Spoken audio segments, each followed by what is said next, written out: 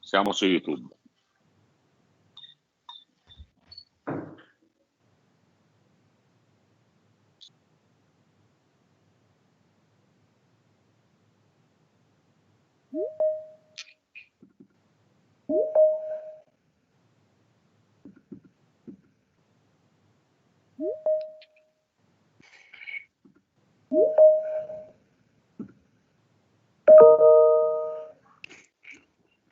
Tutti.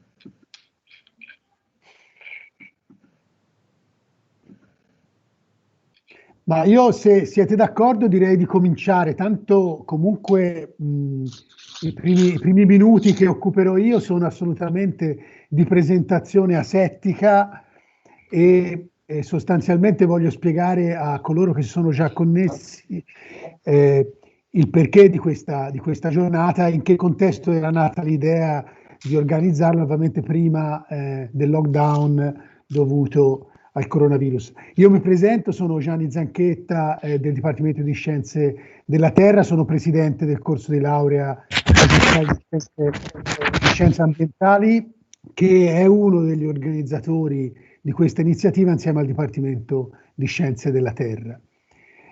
Questa iniziativa, una serie di seminari, era collegata con la giornata mondiale dell'acqua che si sarebbe tenuta serie di incontri, tra l'altro diluiti in circa 2 mesi, ma concentrata la parte principale alcune settimane fa, che prevedeva l'intervento di varie istituzioni, nonché di ricercatori che presentavano a livello globale e poi sempre più a scala locale quello che è lo stato delle risorse idriche a livello mondiale, ma in particolare poi avremmo approfondito gli aspetti che riguardano la Toscana e l'Italia centrale in generale. In realtà tutte queste iniziative, che tra l'altro prevedevano anche un'escursione con gli studenti alla visita a sistemi di ricarica nella falda nel sud della Toscana, in realtà purtroppo sono state annullate causa della situazione che stiamo vivendo attualmente. Ciò nonostante, col direttore del Dipartimento e d'accordo anche con gli altri docenti, abbiamo deciso di continuare e di cercare di mantenere queste attività, sia pure diluendole un pochino, anche perché chiaramente è più complesso gestire magari una serie di seminari online su un periodo più lungo. Quindi questo non è altro che, se volete, il primo intervento che era previsto di questa giornata mondiale dell'acqua.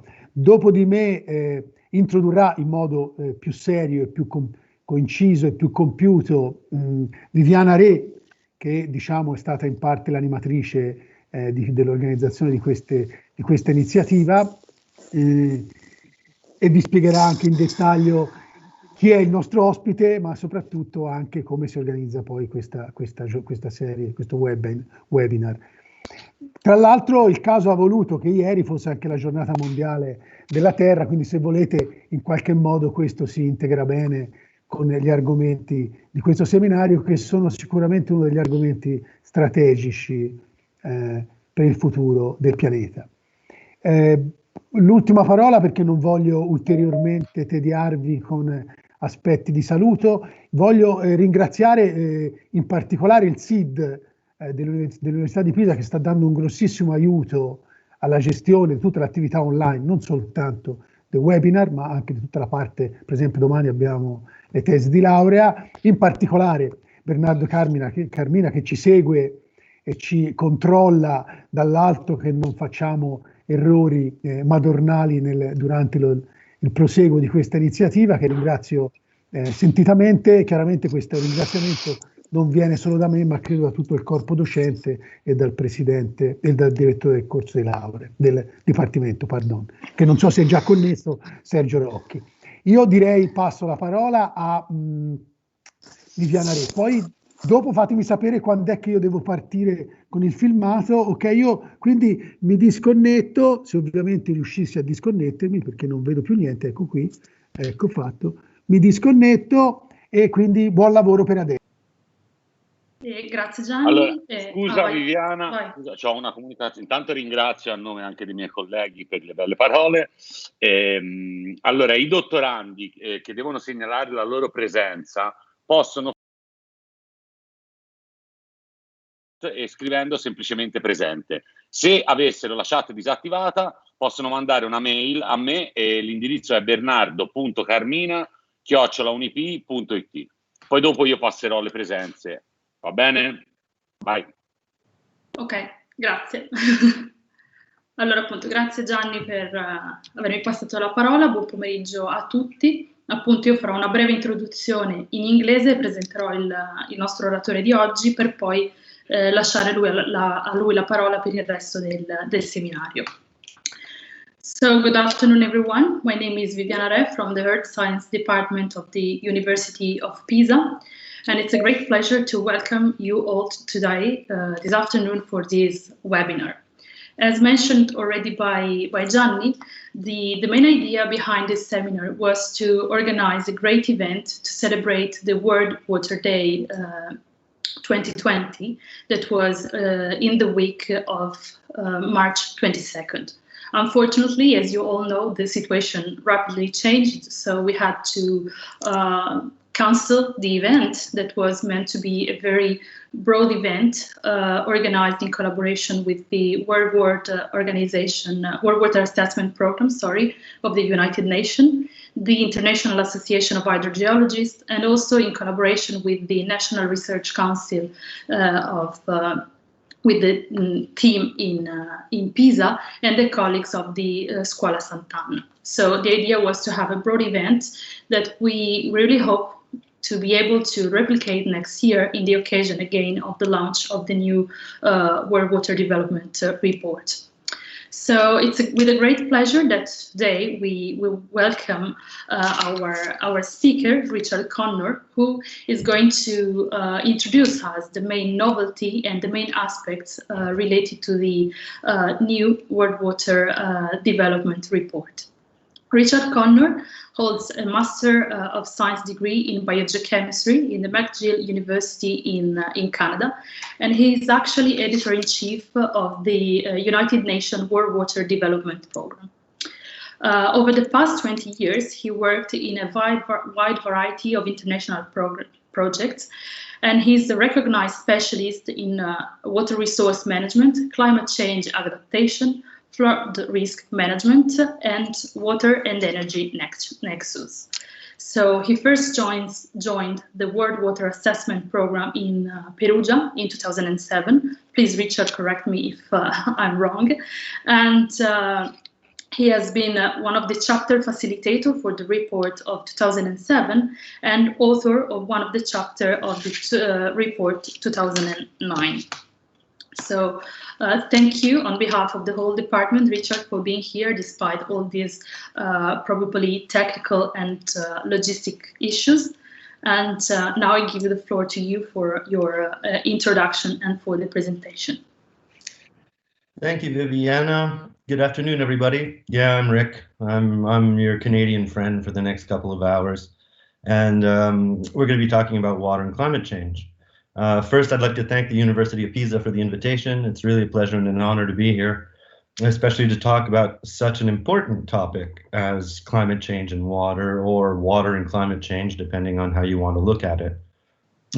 One of the main conclusions of the report this year is that, well, first of all, that water is the medium through which nature and societies of climate change. When we talk about the impacts of climate change, of course, we're talking about impacts on water availability, so water stress, but also we're talking about the impacts of floods and droughts, and so overall greater variability in the hydrologic cycle. But then you've got impacts on society through water that have to do with things like food security, energy security, and also human health. You can think, for instance, of vector-borne diseases, dengue, malaria, for instance. But there's also mental health impacts, associated with illness, injury, economic losses, displacement due to climate change that can be very substantial, but they're difficult to define and to quantify. So yes, when you look at climate change, you're thinking about how it impacts water and then impacts society. But and then so the next step is then what can we do about it? Well, that's adaptation. And so we need to change our ways that our approaches to managing water resources in light of climate change. So that's adaptation. But and it's often been said that adaptation is about water and mitigation is about energy. And this is not, it's not untrue, but it greatly oversimplifies the problem because there's a lot you can do in terms of mitigation with respect to water. Now, of course, in mitigation, there's two aspects. The first is to reduce the amount of greenhouse gases that are going to the atmosphere. Some greenhouse gases in terms of water can come either from reservoirs or that can release methane, or wastewater treatment plants can release a lot of greenhouse gases too.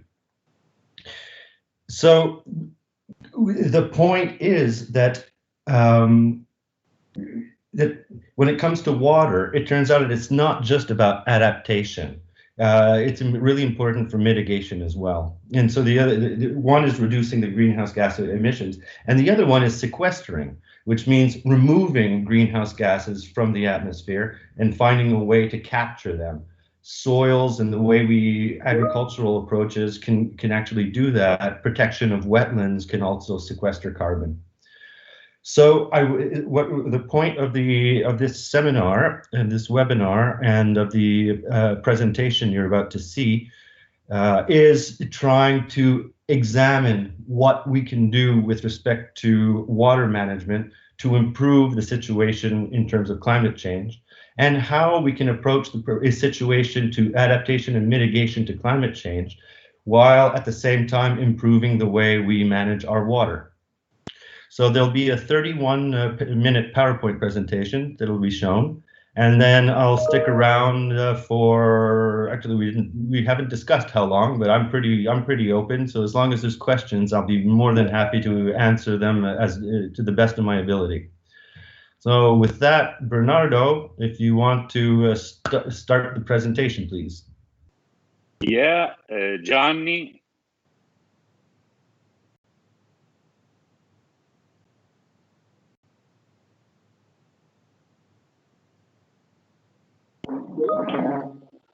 Can I start? Can I start? Yeah. Can you see me? Okay. Yes. Mettila a tutto schermo, poi perfetto.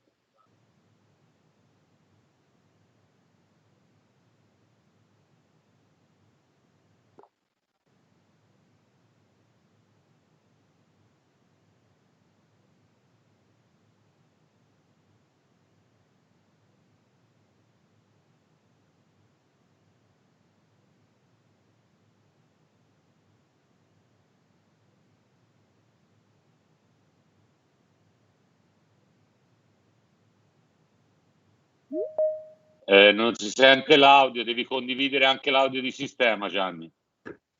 Come faccio? Come faccio? Prima di condividere, sulla sinistra c'hai una flag, condividi audio di sistema.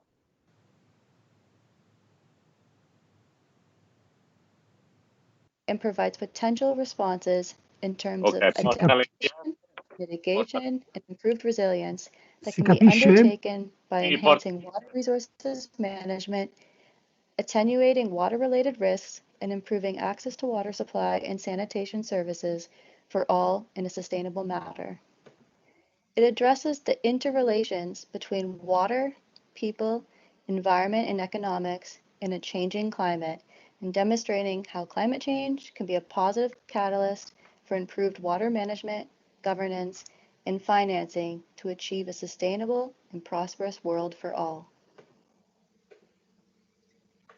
The latest edition of the WWDR is the result of a concerted effort between the chapter lead agencies and those who gave regional perspectives. The report also benefited to a great extent from the inputs and contributions of several other UN Water members and partners, as well as from dozens of scientists, professionals, and NGOs who provided a wide range of relevant material.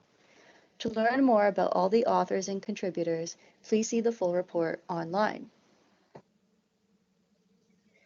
Climate change will affect the availability, quality, and quantity of water for basic human needs, threatening the effective enjoyment of the human rights to water and sanitation for potentially billions of people. The hydrological changes induced by climate change will add challenges to the sustainable management of water resources, which are already under severe pressure from many regions in the world, and amplifies water-related extremes such as flood and droughts. Global water use has increased by a factor of 6 over the past 100 years and continues to grow steadily at a rate of about 1% per year as a result of increasing population, economic development, and shifting consumption patterns. Changes in precipitation and temperature, as seen in Figure 8, will directly affect the terrestrial water budget. Combined with a more erratic and uncertain supply, climate change will aggravate the situation of currently water-stressed regions and generate water stress in regions where water resources are still abundant today. Evaporation from the land surface is expected to increase as a result of the global trend of rising air temperatures in all but the driest regions, where the lack of water prevents such an increase. This increase may be offset by an increase in precipitation, but in many regions, and especially in those areas where rainfall volumes will decrease, this leads to decreasing stream flow volumes and a decrease of water availability in different seasons. Physical water scarcity is often a seasonal phenomenon rather than a chronic one, and climate change is likely to cause shifts in seasonal water availability throughout the year in several places. Climate change projections indicate with high confidence that extreme precipitation events will become more intense and frequent in many regions, but also that heat waves will occur more often and last longer, as seen in Figure 6. The former will increase global flood risk, while the latter is expected to make droughts more intense. Beyond water stress and the increasing frequency and magnitude of extreme events, climate change manifests itself, amongst others, through impacts on water quality, for example, through pollution and pathogenic contamination caused by flooding or by higher pollutant concentrations during drought. Many ecosystems, particularly forests and wetlands, are also at risk. Much of these impacts will be manifested in the tropical zones where most of the developing world can be found. Small island developing states are typically environmentally and socioeconomically vulnerable to disasters and climate change, and many will experience increasing water stress. Across the planet, drylands are expected to expand significantly.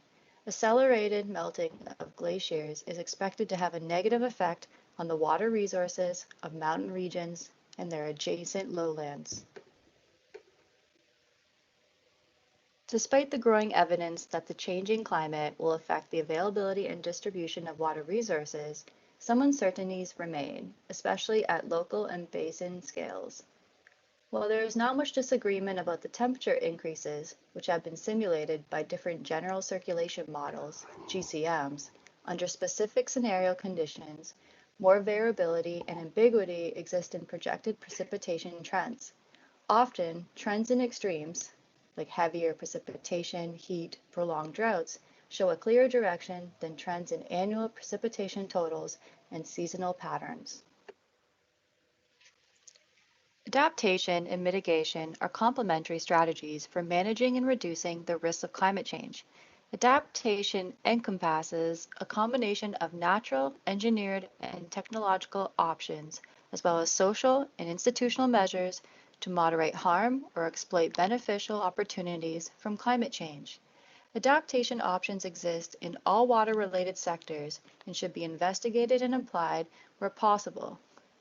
Mitigation comprises human interventions to reduce the sources or enhance the sinks of greenhouse gases. While mitigation options are also available across every major water-related sector, they remain largely unrecognized. Vabbè, se non lo puoi vedere è un altro discorso, no?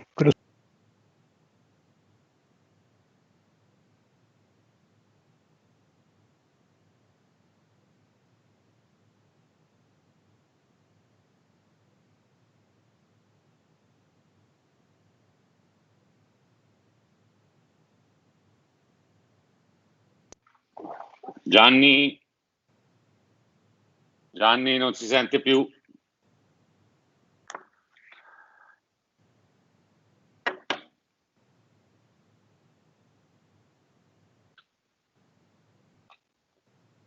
Scusate un attimo che risolviamo.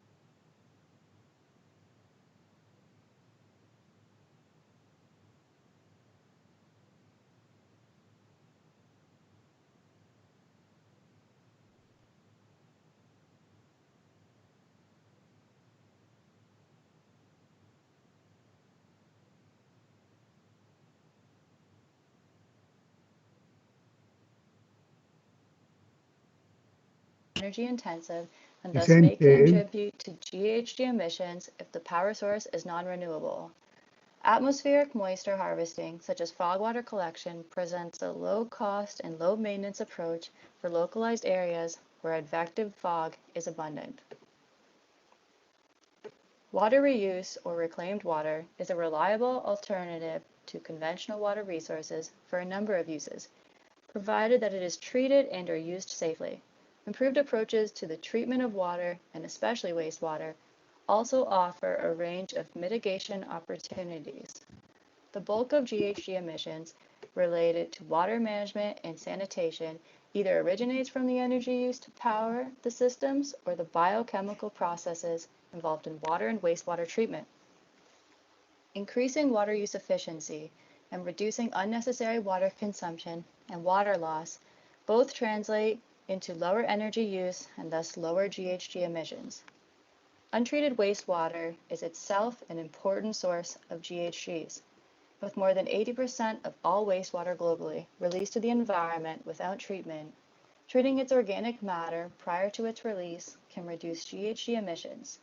The reuse of untreated or partially treated wastewater can reduce the amount of energy associated with water extraction, advanced treatment, and in cases where the wastewater is reused at or near the release site, transportation. The biogas produced from wastewater treatment processes can be recovered and used to power the treatment plant itself, rendering it energy neutral and further enhancing energy savings. Wetlands accommodate the largest common stocks among terrestrial ecosystems, storing twice as much carbon as forests.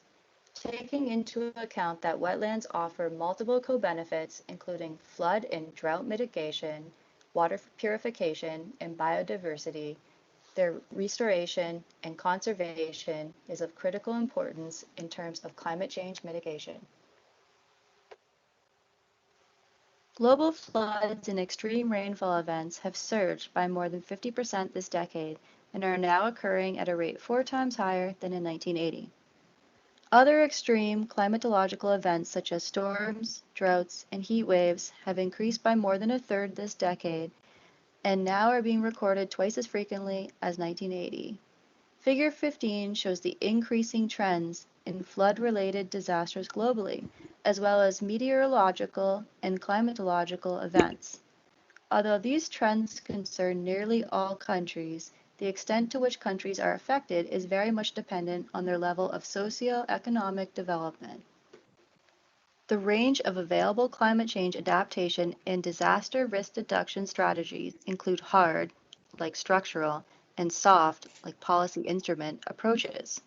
Hard measures include enhanced water storage, climate-proof infrastructure, and crop-resilient improvements through the introduction of flood and drought-resistant crop varieties. Soft measures include food and drought insurance, forecasting and early warning systems, land use planning, and capacity building, such as education and awareness. Hard and soft measures often go together. Urban planning, for example, can help increase resilience to flood risks by featuring drainage systems that provide spaces to safely collect and store floodwater. The city thus acts like a sponge, limiting surges and releasing rainwater as a resource. Modern communication methods such as social media and mobile phone services provide significant opportunities to help improve communication and early warning effectiveness. Drought and flood monitoring systems are also an important component of risk reduction. Mainstreaming gender and community involvement in decision-making processes are key elements to DDR strategies. Improved interagency coordination in water resources and disaster risk management is needed, especially in transboundary basins where it remains fragmented throughout most of the world. Anticipated water-related health impacts of climate change are primarily food, water and vector-borne diseases, deaths and injury associated with extreme weather events such as coastal and inland flooding, as well as undernutrition as a result of food shortages caused by drought and floods. Mental health impacts associated with illness, injury, economic losses, and displacement may also be substantial, although difficult to quantify. At the end of the Millennium Development Goals period, which was the years 2000 to 2015, 91% of the global population used an improved drinking water source, and 68% used improved sanitation facilities. Much remains to be done to reach the new, higher levels of safely managed water supply and sanitation services as defined under the SDGs for the 2.2 billion and 4.2 billion people, respectively, who lack this superior level of service. Climate change is likely to slow or undermine progress on access to safely managed water and sanitation and lead to ineffective use of resources if system designs and management are not climate resilient. By extension, progress on the elimination and control of water and sanitation-related disease will also be slowed or undermined by climate change. The specific challenges for agricultural water management are twofold. The first is the need to adapt existing modes of production to deal with higher incidences of water scarcity and water excess, like flood protection and drainage. The second is to decarbonize agriculture through climate mitigation measures that reduce GHG emissions and enhance water availability. The scope for adaptation in rain-fed agriculture is determined largely by the ability of crop varieties to cope with shifts in temperature and to manage soil water deficits. Irrigation allows cropping calendars to be rescheduled and intensified, thus providing a key adaptation mechanism for land that previously relied solely on precipitation. Agriculture has two main avenues for mitigation of GHGs. Carbon sequestration through organic matter accumulation above and below the ground, and emission reduction through land and water management, including adoption of renewable energy inputs such as solar pumping. Climate smart agriculture, CSA, is a recognized suite of well-informed approaches to land and water management, soil conservation, and agronomic practice that sequester carbon and reduce GHG emissions. CSA practices help to retain soil structure, organic matter, and moisture under drier conditions and include agronomic techniques, including irrigation and drainage, to adjust or extend cropping calendars to adapt to seasonal and interannual climate shifts. The water-related effects of climate change generate risks to business and power generation. Water stress can put a halt to manufacturing or energy generation. Impacts will also carry into operational aspects affecting the supply of raw materials, disrupting supply chains, and causing damage to facilities and equipment. Energy is in the spotlight of climate change initiatives, as about 2/3 of the world's anthropogenic GHGs come from energy production and use. There are a number of opportunities to mitigate GHGs and reduce water use at the same time.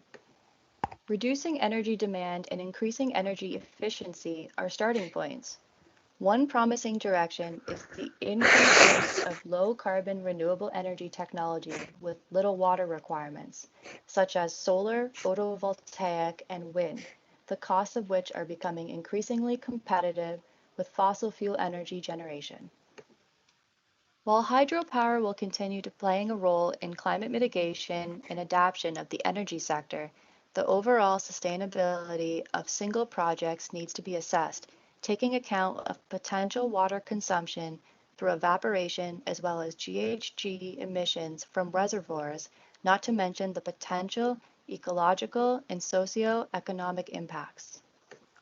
For business, water stress is one of the main drivers for water reuse and efficiency.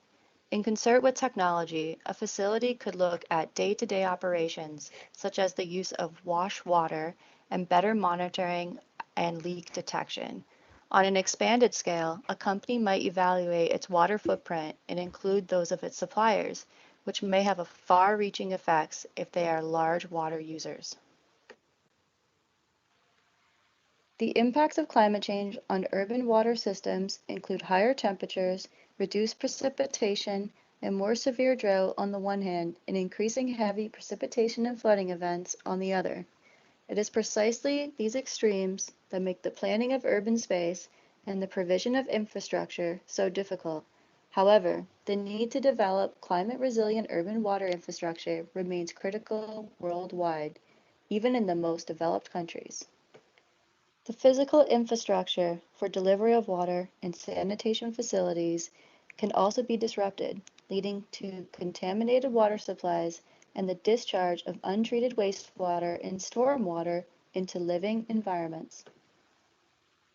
Vector-borne diseases such as malaria, Rift Valley fever, leptospirosis, and others are often observed after flooding events. Urban water resilience goes way beyond the traditional city boundaries. In cases where water supplies rely on distant watersheds, planning needs to look well beyond the city's boundaries and consider the long-term impacts of urban expansion on distant freshwater ecosystems and the local communities that rely on them. Adaptation and mitigation actions by one sector can directly influence its water demand, which can in turn augment or reduce the local regional water availability, including quality, for other sectors. In cases of reduced water demand, such actions can lead to multiple benefits across sectors and boundaries, whereas increased water demand can result in the need for trade-offs over the allocation of limited supplies. Water use requires energy. Therefore, any reduction in water use has the potential to reduce the energy demand from the water sector and thus help mitigate climate change, if said energy source is from fossil fuels. Water efficiency measures in agriculture can increase water availability and reduce the energy needed for pumping, in turn further reducing the water needed for energy production. Increased use of renewable energy in agriculture, for example, solar PV pumps, provide additional opportunities to lower GHG emissions and to support the livelihoods of smallholders. Reducing food loss and waste could also have significant repercussions on water and energy demand and thereby reducing GHG emissions. Conservation agriculture allows soils to retain more water, carbon, and nutrients with additional ecological benefits. The biomass in soils of properly managed forests, wetlands, and grasslands provide mitigation opportunities through carbon sequestration and significant additional benefits in terms of nutrient cycling and biodiversity. And as described earlier, improved approaches to the treatment of water, and especially wastewater, offer an additional range of mitigation opportunities. Both climate and water management require mechanisms for oversight and coordination. Sectoral fragmentation and bureaucratic competition may pose serious challenges for the integration across scales. This calls for 1, greater public participation to discuss and manage climate risk, 2, build adaptive capacities at multiple levels, and 3, prioritizing risk reduction for socially vulnerable groups. Greater public participation to manage climate risk is suggested as a way to build adaptive capacities at multiple levels, avoid institutional traps, and prioritize risk reduction for socially vulnerable groups. At the same time, scientific information and data also need to be made available at the local level and included as information into local multi-stakeholder decision processes. While governments remain responsible for leading national climate mitigation and adaptation measures, as well as water governance, the process of change is always co-produced. There are clear indications that many young people are increasingly concerned about climate change. Cities have also become forerunners of climate action in many countries, and leading companies have made commitments to reduce their water footprint and GHG emissions in order to address their contribution to water stress and climate change. Poverty, discrimination, and vulnerability are closely related and typically intersect. Women and girls from minority ethnic groups or from remote or disadvantaged areas may suffer multiple forms of exclusion and oppression. When disaster hits, such inequalities can become exacerbated, making it more likely that poor people are affected. Poor people are also likely to lose relatively more than the non-poor. Finally, as 60% of global freshwater flows cross national boundaries, transboundary cooperation is essential for effective measures towards climate change, adaptation, and mitigation. Food security, human health, urban and rural settlements, energy production, industrial development, economic growth, and ecosystems are all water dependent and thus vulnerable to impacts of climate change. Climate change adaptation and mitigation through water management is therefore critical to sustainable development and essential to achieving the 2030 Agenda's Sustainable Development Goals, the SDGs, the Paris Agreement on Climate Change, and the Sendai Framework for Disaster Risk Reduction. Within the 2030 Agenda, water serves as an often unacknowledged but essential connection factor for attaining the different sustainable development goals. As such, failure to adapt to climate change not only puts the realization of SDG 6, the water goal, at risk, it also jeopardizes the achievement of most of the other SDGs. And while SDG 13, Take Urgent Action to Combat Climate Change and Its Impacts, includes specific targets and indicators, there is no formal mechanism linking SDG 13 to the goals of the Paris Agreement, resulting in parallel processes. Although water is not mentioned in the Paris Agreement per se, it is an essential component of nearly all the mitigation and adaptation strategies.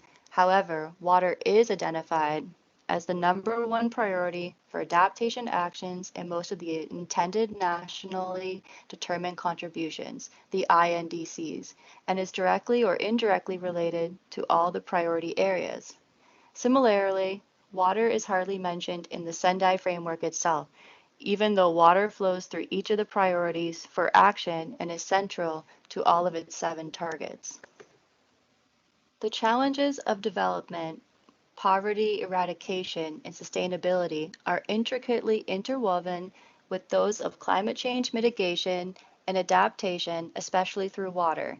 Given water's role in mitigation and adapting to climate change, water could play a connecting role across the SDGs and across policy frameworks such as the Paris Agreement. While the need to address climate change through water is well recognized, this is not being translated into concrete action.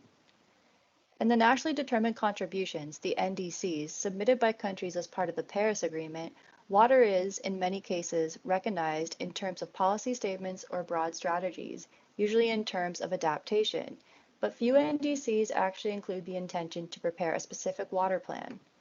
And while a majority of countries acknowledge water in their NDC's portfolio of actions, fewer have estimated the related costs of these actions, and even fewer have included detailed water-related project proposals.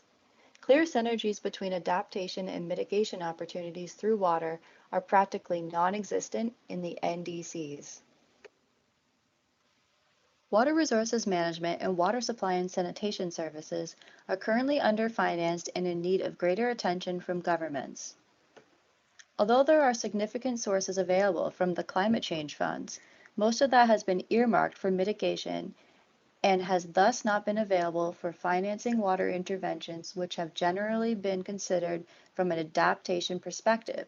However, there are increasing opportunities to more genuinely and systematically integrate adaptation and especially mitigation planning into water investments, rendering these investments and associated activities more appealing to climate financiers.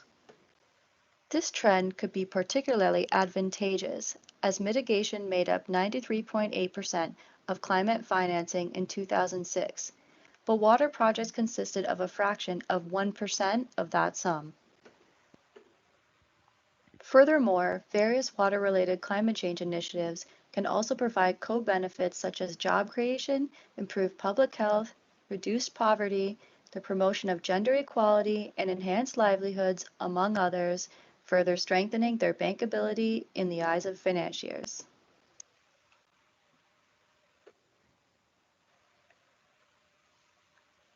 The challenges in terms of technological innovation, knowledge management, research and capacity development are to promote the generation of new tools and approaches through advanced research and development, and equally as important, to accelerate the implementation of existing knowledge and technologies. Satellite-based Earth observation can help identify trends in precipitation, evapotranspiration, snow and ice cover melting, as well as runoff and storage, including groundwater levels. While remote sensing can reveal large-scale processes and features that are not easily observable via traditional methods, the temporal and spatial resolution may not be fully adequate for smaller-scale applications and data analysis. However, when backed with national statistics, field-based observations, and numerical simulation models, remote sensing can contribute to a comprehensive assessment of climate change impacts related to water.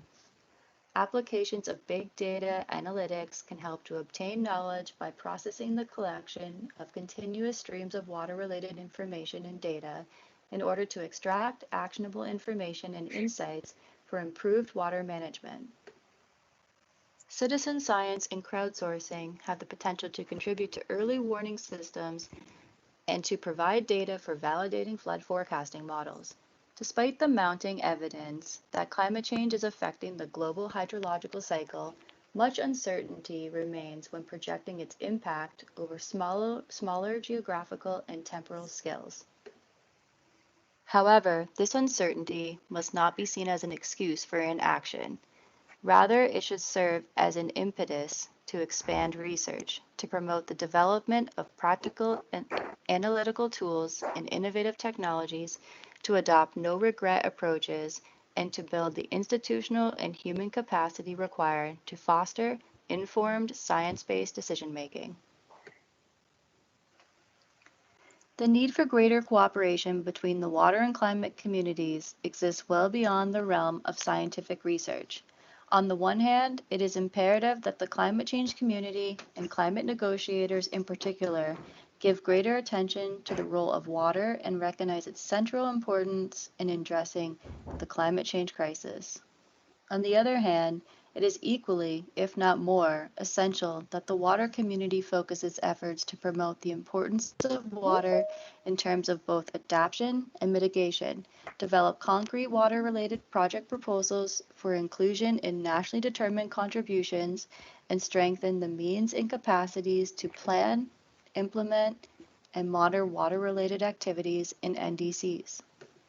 Combining climate change, adaptation, and mitigation through water is a triple win proposal.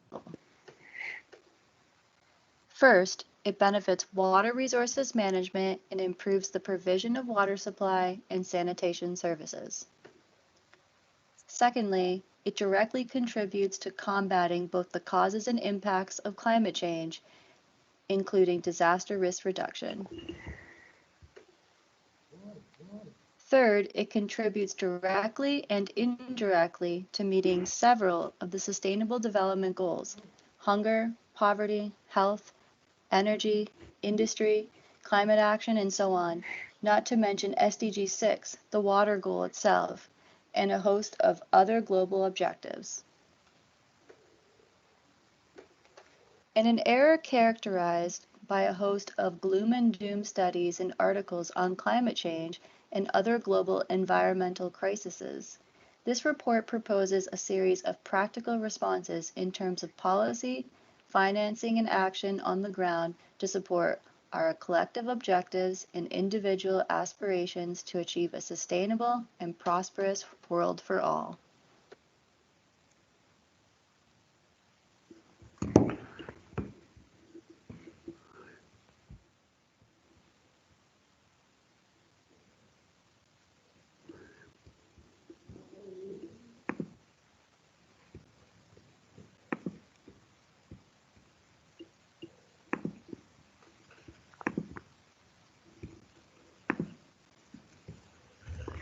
Bene, Viviana, mi sentite? Sì, sì, sì. We can give the word back to Richard if he has some comments, and then we will go straight for questions and discussion, if you agree. Okay, well, I mean, obviously there's a lot there to digest. One of the things that we thought was quite a big deal was this question about financing water and using the billions, the hundreds of billions that are available in climate financing for water. I mean, the report makes the link that sound water management is good for adaptation and also good for mitigation. But since as I said earlier, since the perception that water is just about adaptation, and most of the funding for climate activities is made through mitigation, the water community has not had access to these climate funds, and so one of the things that the report does is make a really sound argument that since improved water management has mitigation opportunities, that means there's also opportunities to fund water management, because water is typically extremely underfunded. And I've never heard of a politician, a local or a politician trying to win an election based on the fact that they're going to improve the sanitation system. It just doesn't work that way. So I hope that when it comes to water and climate change, it's not just about the impacts that climate change will have on water, although these are important, but there's a way to move forward and in terms of addressing the climate change, the climate crisis and the water crisis together, and putting efforts together to really make a difference in the world right now. So I would open the floor to any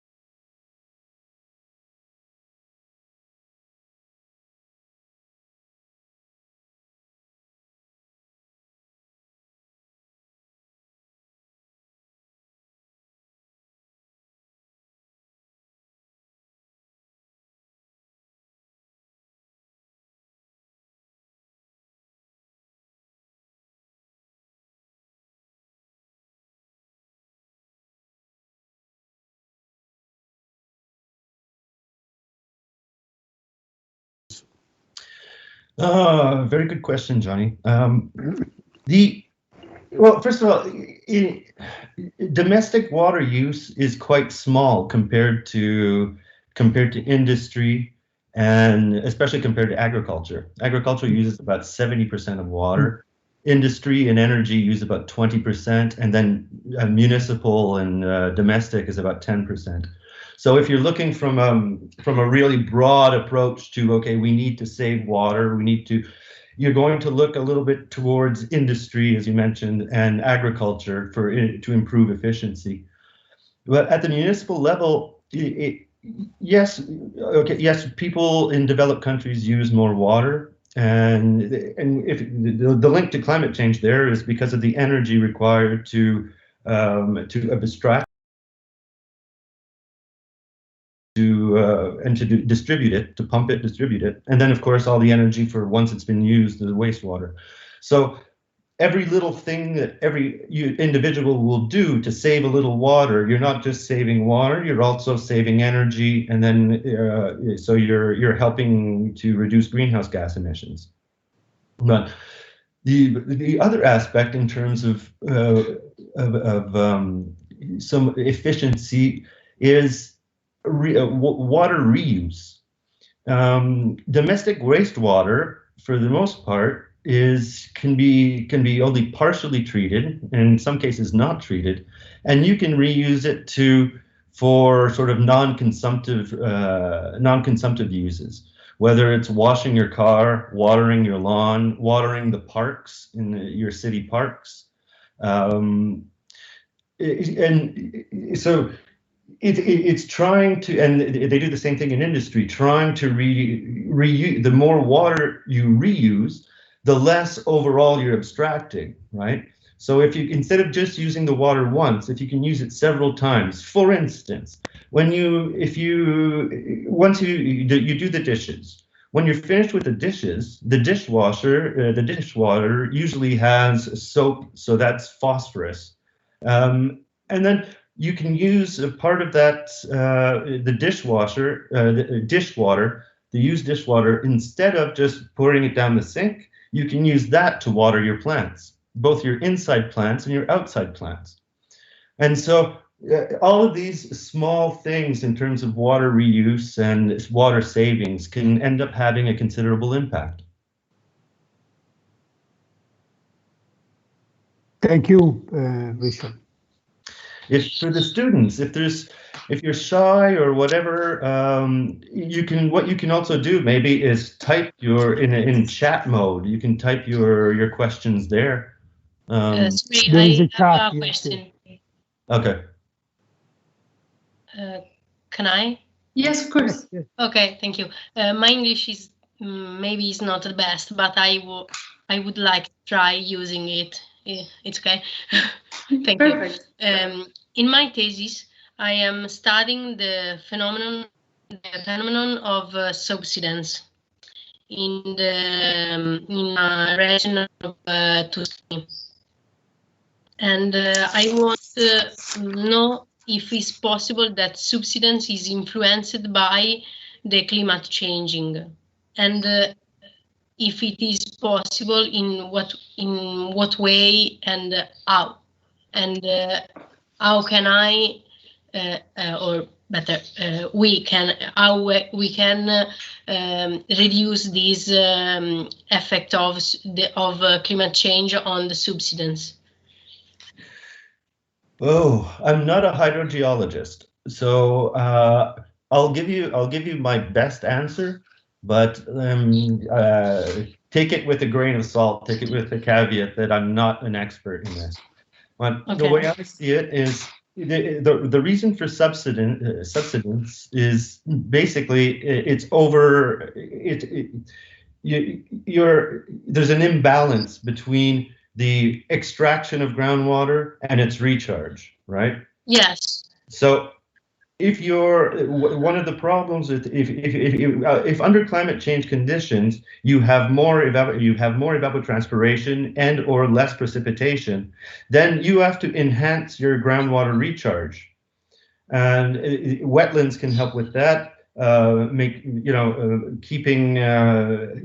giving areas, so removing pavement and giving areas so that water can percolate down to the aquifer.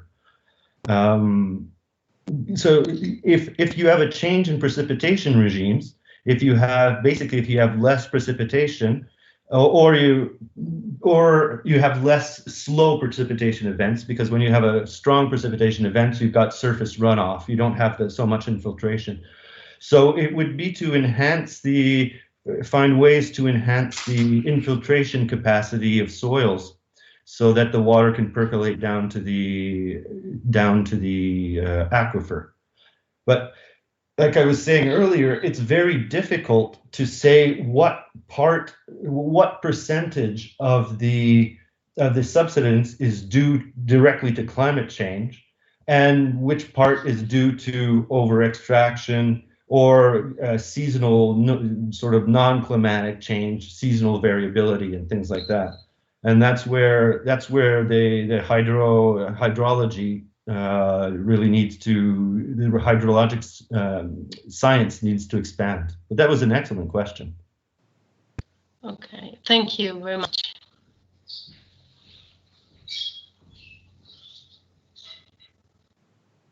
Ci sono altre domande? Any other questions?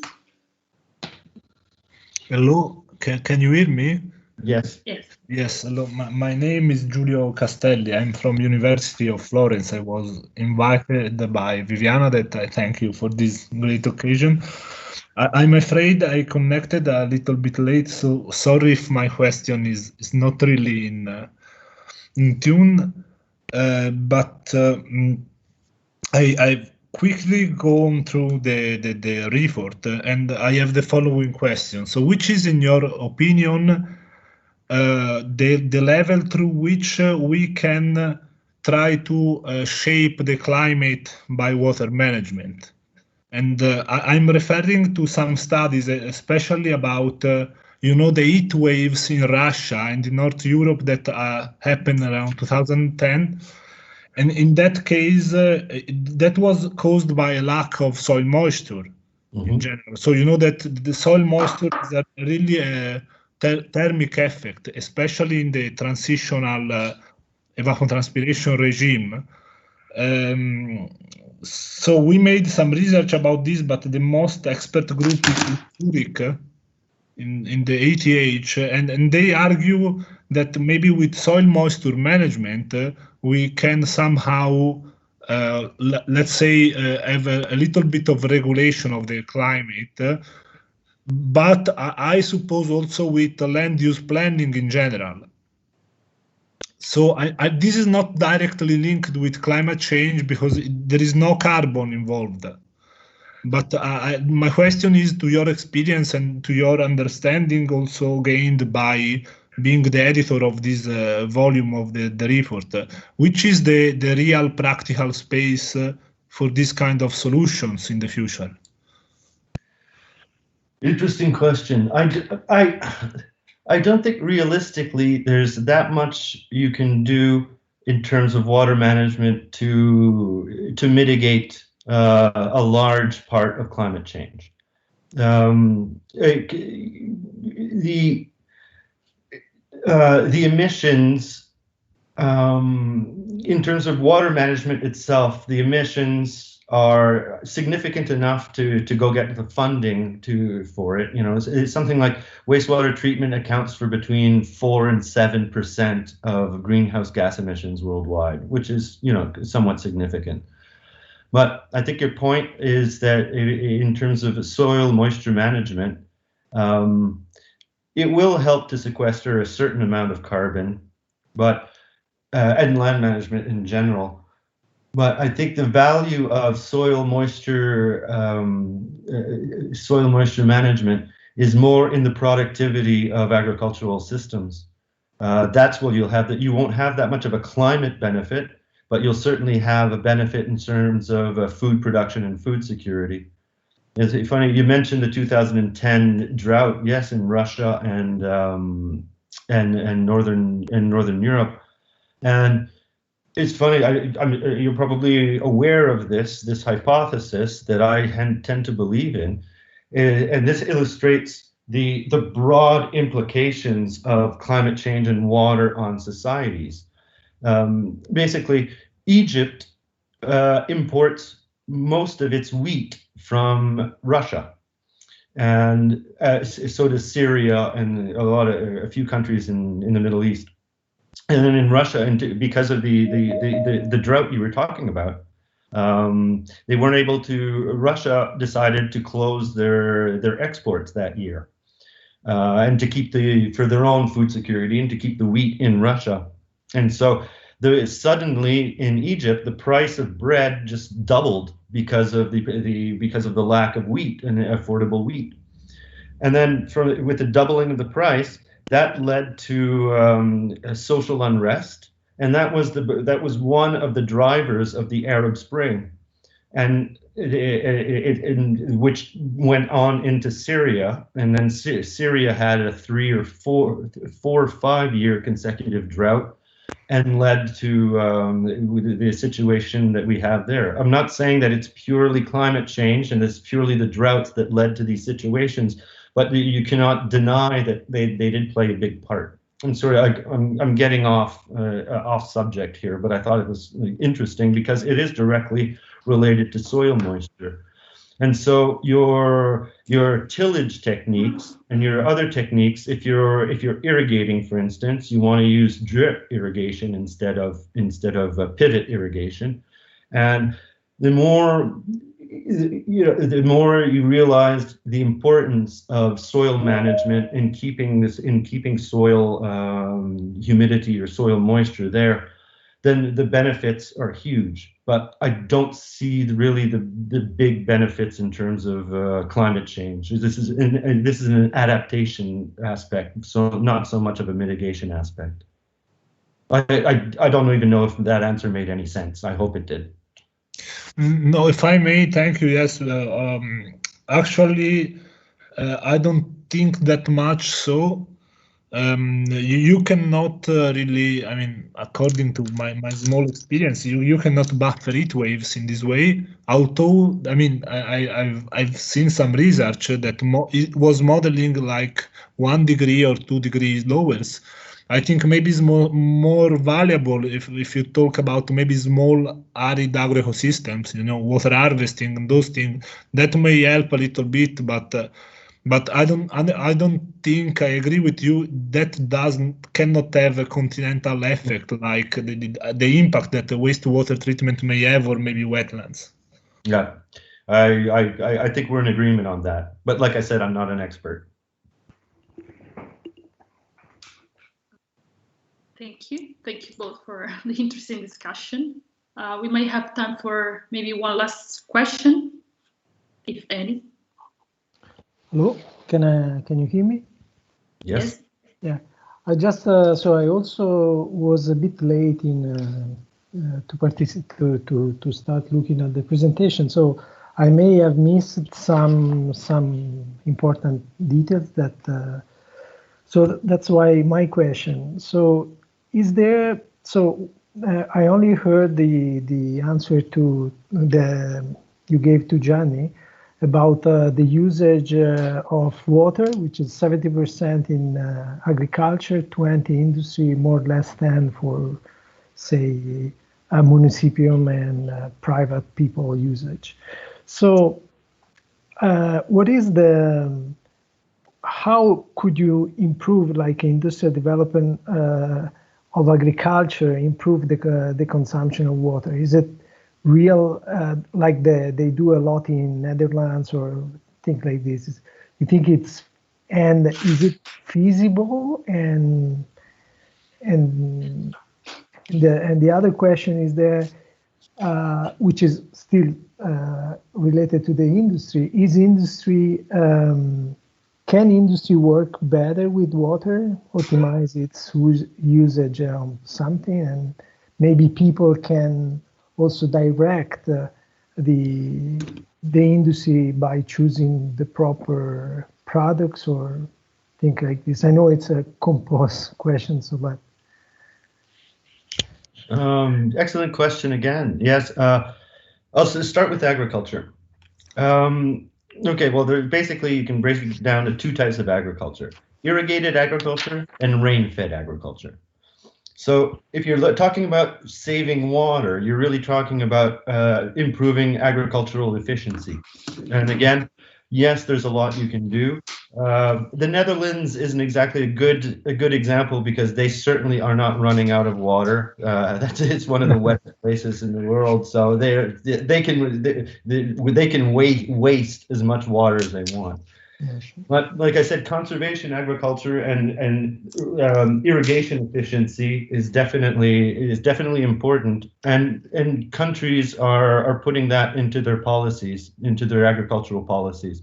So, and the models and projections say that although agriculture will continue to have the much larger percentage of water use, the other, especially industry, water use for industry will increase considerably. The OECD estimated by 2050 that industrial water use will increase by 400%.